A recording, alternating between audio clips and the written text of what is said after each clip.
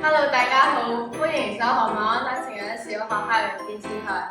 我哋今日同你哋講一個好有趣嘅故事，講述點樣勇敢嘗試新運動。大家準備好未？準備好，開始。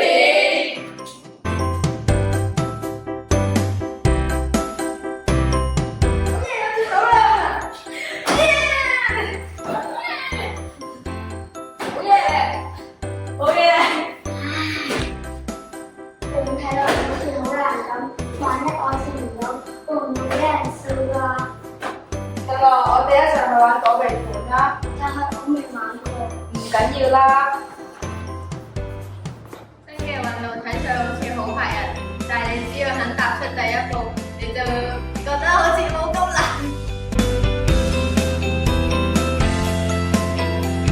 不如你試下接下呢個躲避盤啦，你放鬆啲個人同埋睇住我隻手就得㗎啦。唔緊要啊，俊樂，你試多一次啦，老師都試咗好耐先得㗎。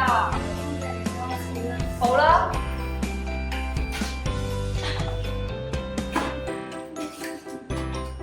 哎呀，俊樂，你好似幾掂喎，睇下都唔係幾難啫。又好似幾好玩。勇敢嘗試唔係一定要做到完美，係俾自己一個機會發現可能。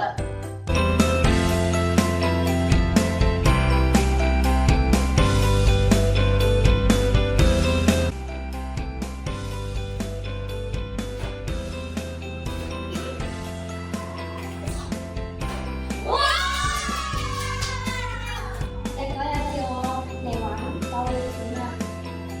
都話你得㗎啦，下次同我一齊翻食點樣？好，我要挑戰自己。